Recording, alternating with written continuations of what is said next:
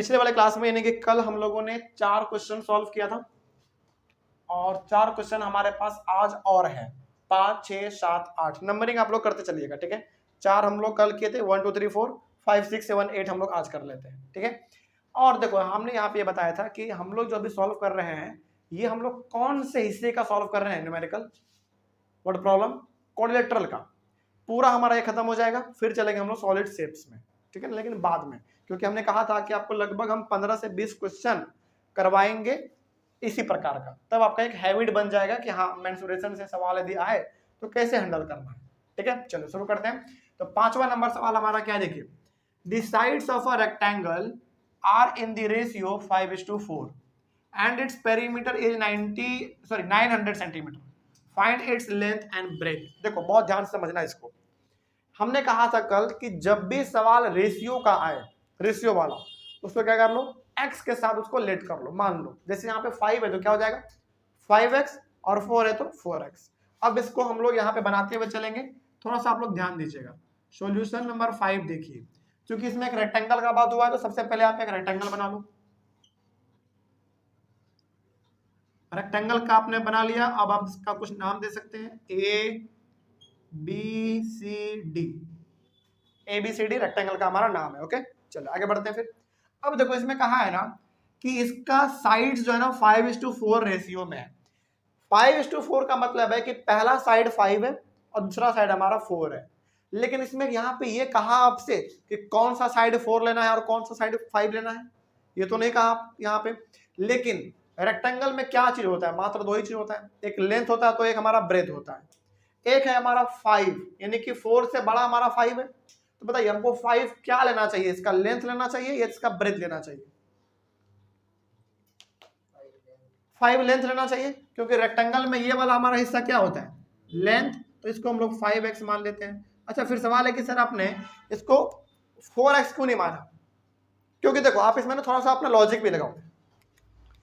ये हमारा ब्रेथ क्या है, थोड़ा सा छोटा होता है, लेंथ हमारा थोड़ा सा बड़ा होता है, इसीलिए आप यहाँ पे ना इसको वैल्यू को भी देख के आप पुट कर सकते हैं कि 5 मतलब थोड़ा सा बड़ा वैल्यू, 4 मतलब थोड़ा सा छोटा वैल्यू। तो बड़ा वाला हमारा लेंथ हो गया और छोटा वाला हमारा ब्रेथ हो जाएगा, तो इसको हम लोग 4x मान लेंगे, सिंपल, ठीक है। अगला, अब इसमें आप एक बात और जानते हैं क्या, रेक्टेंगल का प्रॉपर्टी तुरंत याद कीजिए आप लोग, ये वाला साइड इसके साथ पैरेलल भी होता है और इक्वल भी होता है। तो ये 5x तो ये भी हमारा 5x, ओके। ये हमारा 4x तो ये वाला भी 4x, इसमें तो कोई दिक्कत नहीं है। चलिए आगे बढ़ते हैं फिर। और क्या कहा गया था इसमें, इट्स पेरीमीटर इज 900 सेंटीमीटर। इसका जो पेरीमीटर है वो कितना दिया हुआ है, 900 सेंटीमीटर दिया हुआ है, ठीक है। चलिए बात करते हैं हम लोग इसमें पेरीमीटर यदि हम लोग इसका पता करेंगे, रेक्टेंगल का पेरीमीटर। देखो क्या हमने आपको रेक्टेंगल के पेरीमीटर का फॉर्मूला बताया है? नहीं बताया, लेकिन हमने एक बात जरूर कहा था कि यदि पेरीमीटर पूछे किसी भी शेप का, किसी भी डायग्राम का, उसके चारों साइड को आपस में आप जोड़ दो, सिंपल सा, ठीक है। तो क्या होगा जरा देखिए तो ध्यान से, यदि हम लोग इन चारों को जोड़ेंगे तो ये हमारा 5x plus 4x plus 5x plus 4x, सभी को हमने जोड़ दिया, सिंपल सा। अब यहाँ पे पहले से हमारे पास पेरीमीटर दिया हुआ है, कितना दिया हुआ है, 900 दिया हुआ है। और इन सभी को अब आप जोड़ो जरा, 5 और 5 10, 10 और 8 18, 18x। आगे बढ़िए, 900 रहने दो उधर, 18 को आप इधर लेकर आओगे। बताइए 18 के टेबल में 990 कितने बार में आता है, 50 बार में, यानी कि 5 बार में, तो ये हमारा हो जाएगा 50 बराबर x। देखिए ध्यान से, अब यहां पे आपने केवल x का वैल्यू निकाला आपने, क्या आपका फाइनल आंसर आ गया? नहीं, इसमें क्या पूछा गया था आपसे, find its length and breadth. अब आप इसका क्या निकालो, लेंथ और ब्रेथ निकालो। तो लेंथ इसका क्या है, आपने क्या माना इसके लेंथ को, आपने इसके लेंथ को 5x माना है, इट मीन्स 5 इंटू 50, तो कितना हो जाएंगे 250 सेंटीमीटर, ये आपका लेंथ निकला। इसी प्रकार से ब्रेथ निकाल लेते हैं। ब्रेथ आपने माना था 4x, यानी कि 4 इंटू 50 यानी कि 200 सेंटीमीटर, बस यही था हमारा। अच्छा, इसमें ना सबसे अच्छा जो हिंट दिया गया था आपको बढ़ने के लिए आगे, वो क्या दिया था आपका? पेरीमीटर। क्योंकि पेरीमीटर इसमें पहले से दिया हुआ है और हमको मालूम है कि इन सभी को भी जोड़ेंगे तो हमको क्या मिलेगा? पेरीमीटर ही मिलेगा। तो दोनों आपस में क्या हो जाएंगे? बराबर। क्यों? क्योंकि ये भी पेरीमीटर हमारा दिया हुआ पहले से और इस सभी को आपने जोड़ा तो ये भी हमारा पेरीमीटर ही है। जब दोनों पेरीमीटर है, दोनों क्या होंगे? इक्वल होंगे। दोनों को इक्वल करके हमने एक्स का वैल्यू निकाला। अब यहाँ पे एक्स का वैल्यू पुट कर दो, आपको लेंथ मिल जाएगा। यहाँ पे एक्स का वैल्यू पुट करो, वो आपको ब्रेथ मिल जाएगा। अब यहाँ पे आप ये भी कह सकते हैं कि सर यदि हमारा लेंथ यानी कि ये हमारा यदि 250 आया है, अच्छा यही आपका क्या है जरा बताओ? यही आपका CD है और यही आपका क्या है? BC है। तो अब बताओ 250 आपने निकाला CD, तो ये 250, तो ये भी कितना? 250। ये 200 तो ये भी 200। सिंपल हो गया। तो लेंथ और ब्रेथ निकालना था, तो लेंथ 250 और ब्रेथ आपका 200। सिंपल, कोई दिक्कत नहीं इसमें, बस हो गया। चलिए इसको बनाइए जल्दी से, स्क्रीनशॉट लीजिए इसका। आगे बढ़े फिर हम लोग। उसके बाद अब आ जाइए आप सवाल नंबर 6 में। ठीक है, बड़ा आसान है, बेटा दे इसको, बड़ा सिंपल था।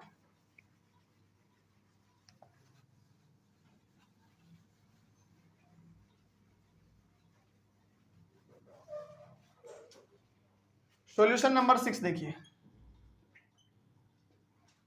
क्या लिखा हुआ है, पहले पढ़ेंगे हम लोग इसको। इसमें कहा गया है a square and a rectangular field with measurements as given in the figure.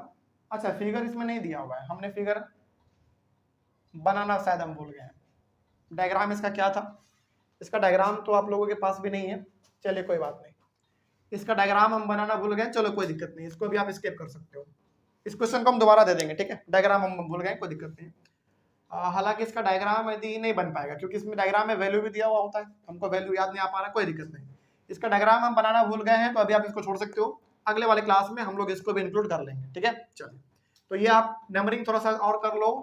आपका ये 5, 6 इस तरीके से आप ना इसको छोड़ ही दो, इस वाले क्वेश्चन को आप छोड़ ही दो, तो ये आपका हो जाएगा, कहाँ गया? ये आपका 4 था तो ये तो 5 ही रहेगा, इसको भी आप छोड़ दो। ये हो गया 6 और ये हो गया आपका 7 नंबर। डायग्राम बस इसमें बनाना भूल गए थे इसीलिए इसको तो अभी हम छोड़ रहे हैं, लेकिन अगले वाले क्लास में हम लोग इसको इंक्लूड कर लेंगे, ठीक है? तो बेसिकली टोटल सवाल हमारा कितना हुआ आज? 7 सवाल, 4 कल 3 आज, टोटल 7 सवाल यानी कि 7। चलिए खैर कोई दिक्कत नहीं है, तो हम लोग इसको अभी छोड़ते हैं और सॉल्यूशन नंबर 6 पे आते हैं। इसमें क्या कहा गया? हाँ, इसका डायग्राम हमारे पास है, देख लेते हैं क्या है। इसमें कहा गया है मिसेज कौशिक, अच्छा मिसेज लग गया मतलब एक महिला है, फीमेल है, ठीक है?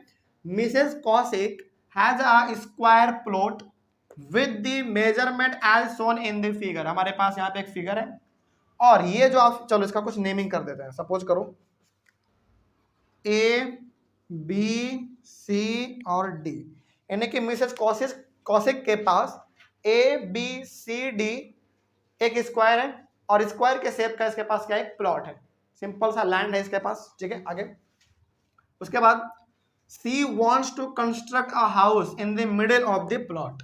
इस पूरे प्लॉट के बिल्कुल बीचों बीच वो एक घर बनाना चाहती है, यहाँ पे हमने क्या लिख दिया? House.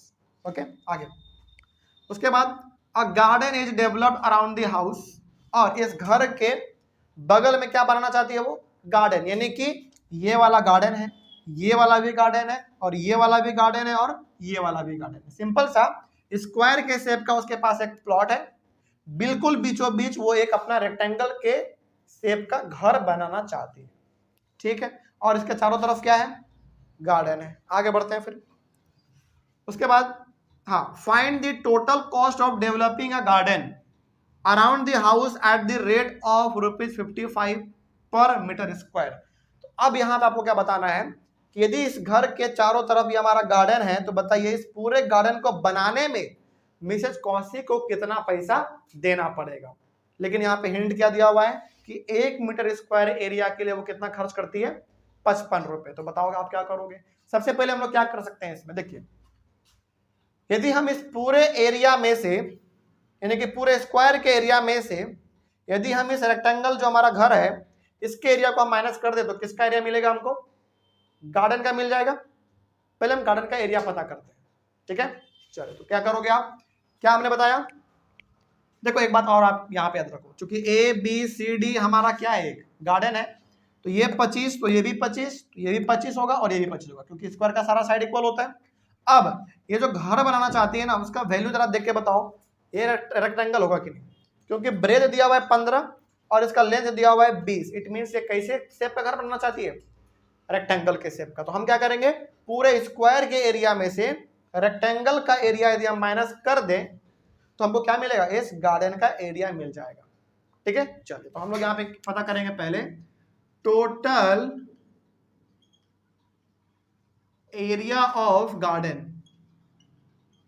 Total area of garden किसके बराबर होंगे बोलिए, total area of plot minus total area of house. Okay, चलिए तो total area of plot, square plot लिख दो, total area of square plot minus total area of rectangular house, rectangular house. तो क्या समझा अभी आपने, यहां पे हमको क्या करना है, पूरे स्क्वायर के एरिया में से यदि हम रेक्टेंगल के एरिया को माइनस कर दे तो हमको ये पूरा गार्डन का एरिया मिल जाएगा। ठीक है, चलिए पता करते हैं, देखिए ध्यान से बताइए, क्योंकि हमारा ये बड़ा वाला स्क्वायर है और स्क्वायर का एरिया क्या होता है, साइड इंटू साइड, यानी कि 2 बार साइड को क्या करना पड़ेगा, मल्टीप्लाई करना पड़ेगा। इसका मतलब हो गया 25 इंटू 25। इसमें आप माइनस करोगे किसको, रेक्टेंगल के एरिया को।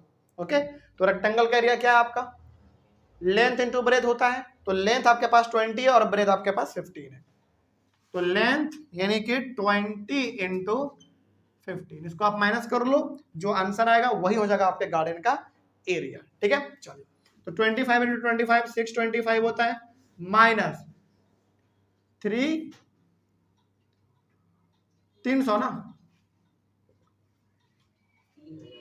300, 15 इंटू 2 30 और 0 300। अब इसमें आप माइनस करोगे तो आपके पास आएगा 325। अब आपने क्या निकाला, एरिया निकाला, तो किस में होगा आपका ये, क्योंकि सब मीटर में था तो ये भी आपका मीटर स्क्वायर में हो जाएगा। ठीक है, तो ये जो एरिया निकला, ये एरिया निकला गार्डन का। ठीक है, अब यहाँ पे थोड़ा सा रुक जाओ, क्यों, क्योंकि देखो इसमें कहा है कि बताओ कि गार्डन का एरिया आपके पास टोटल इतना है, तो बताओ इस पूरे गार्डन के एरिया को बनाने में आपको कितना पैसा खर्च करना पड़ेगा, जबकि 1 मीटर स्क्वायर को बनाने में हमको लगता है 55 रुपया। तो बताइए उतना बनाने में हमको कितना रुपया लगेगा, तो सिंपल से क्या कर लेंगे, इसको से मल्टीप्लाई कर देंगे, मतलब 1 मीटर स्क्वायर एरिया का गार्डन बनाने के लिए हमको लगता है 55 रुपया, तो 325 मीटर स्क्वायर का एरिया बनाने के लिए क्या करना पड़ेगा, सिंपल से मल्टीप्लाई। ठीक है, चलिए तो यहां पे हम लिखेंगे total cost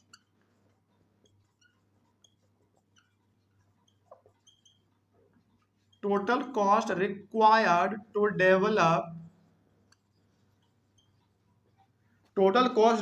develop garden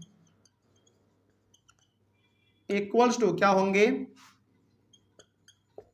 55 into 325। चलिए कर लेते हैं एक बार, 325 को आप 55 से करोगे, 25 की 5 हाथ में 2, 12 के 2 हाथ में 1, 16, फिर 5 2 6 1, 5 7 8 7, इतना। हाँ, लेकिन किस में आएगा, रुपीज में, 17875। तो इसका मतलब हो गया कि मिसेस कौशिक को इस पूरे गार्डन को बनाने में 17,875 रुपीज लगेंगे। ठीक है, बस यही सवाल का मतलब था। आगे बढ़े हम लोग फिर, चलिए तो अगला हम लोग, चलिए इसका स्क्रीनशॉट ले लीजिए जल्दी से, बड़ा आसान था, सिंपल सा। देखो एक बात यहाँ पे आपको बताते हैं, मैथ का ना बड़ा कॉन्सेप्ट क्लियर रखो आप। इतना बड़ा सवाल था, 1 2 3 4 5 6 लाइन में इसका स्टेटमेंट है और इसका डायग्राम है ना, कितने शॉर्ट में बन गया हमारा। सिंपल से क्या करना था, पूरे एरिया में से इसका एरिया माइनस करना था, गार्डन का एरिया निकल जाएगा, और गार्डन के 1 मीटर स्क्वायर एरिया को बनाने में लगता है 55 रुपया, तो इतना बनाने में कितना लगेगा, सिंपल सा मल्टीप्लाई करेंगे। तो देखो कई बार क्या होता है ना मैथ में, जब आपके पास डायग्राम आ जाता है ना, बनाना सवाल बड़ा आसान हो जाता है। इसीलिए हम आपको बार बार ये क्लास में कहते भी रहते हैं कि जब भी आपके सामने मैथ का सवाल आए, खास करके मैथ का सवाल, और आप देखो कि वहां पे डायग्राम बन सकता है तो बना दो, क्योंकि कई बार टीचर ना आपके डायग्राम को देखकर खुश हो जाते हैं और आपको अच्छा नंबर मिल जाता है। देखो मान लीजिए सपोज करो कुछ देर के लिए आपके पास ना केवल ये स्टेटमेंट है, ठीक है, और ये डायग्राम आपके पास नहीं है, तो क्या इजिली आप इस सवाल को समझ पाते? नहीं समझ पाते। क्या क्या बना देते पता भी नहीं चलता। लेकिन हमारे पास जब डायग्राम दे दिया, सारा वैल्यू दे दिया, तो कितना आसानी से बन गया। इसीलिए आप लोग भी कोशिश कीजिएगा मैथ में, खास करके एग्जाम में खास करके, कि जब भी आपके सामने सवाल आए और आप देखो कि इसमें डायग्राम बन सकता है तो बना दो, ठीक है। इससे अच्छा नंबर मिलता है आपको। कॉपी पे ना एक अच्छा इंप्रेशन बनता है, टीचर का ना मन खुश हो जाता है कि हाँ बच्चा समझता है चीजों को। ओके, चलिए इस तरीके का, इस तरीके को ध्यान में रखेगा आप इस चीज को। चलिए सवाल नंबर 7 बड़ा आसान है, देख लेते हैं इसको भी।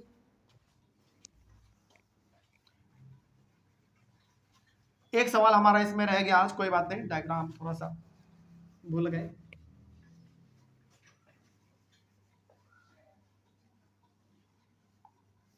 कल कर लेंगे, इसमें क्या है। चलिए सॉल्यूशन नंबर 7 देखा जाए।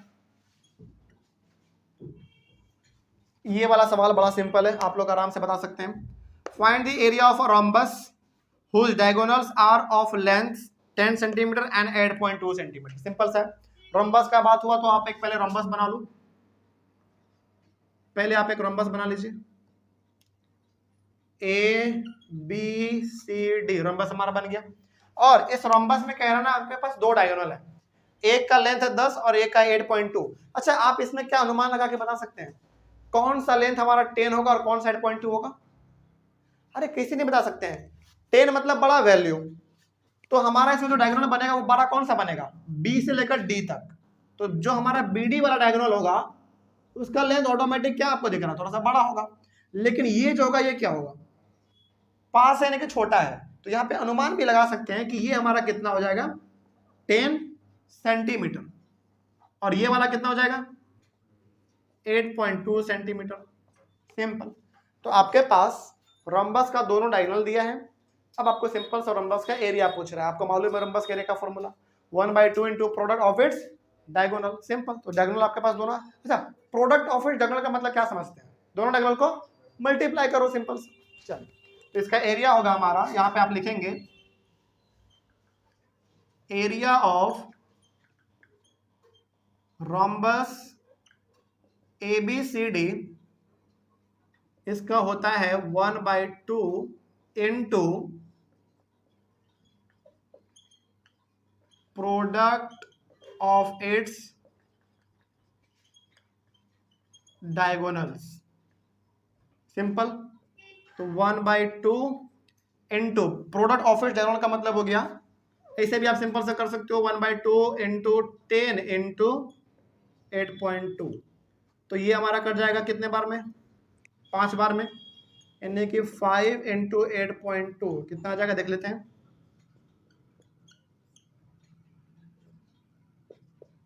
41 सेंटीमीटर स्क्वायर, क्योंकि आपका वैल्यू किस में दिया हुआ था? सेंटीमीटर में, इसीलिए सेंटीमीटर स्क्वायर। ओके, तो इसका मतलब हो गया कि सवाल का जो हमारा एरिया है वो 41 सेंटीमीटर स्क्वायर है। सिंपल। इसी प्रकार का सवाल आपको इसमें मिलेगा, इससे टफ आप नहीं मिल सकता है। टफ मिलेगा तो आगे आने वाले सवालों में उसको भी सॉल्व करेंगे हम लोग, ठीक है। तो आप लोग क्या करेंगे, अभी इस वाले सवाल को छोड़ के 1 2 3 सवाल अभी आप लोग लिखिए और इसको बना के दिखाइए, ठीक है। चलिए ऑनलाइन वाले बच्चे आप लोग भी सवाल को अभी मत लिखिएगा, क्योंकि अगले वाले क्लास में हम इस सवाल को दोबारा इंक्लूड कर देंगे, ठीक है ना। चलिए तो टोटल हमारे पास 7 सवाल होगा। अभी सवालों का सिलसिला हमारा चलेगा, लगभग 15-20 क्वेश्चन आपको हम बताएंगे, 15 से 20 क्वेश्चन के बीच में। तब तक आप इसको लिखेंगे।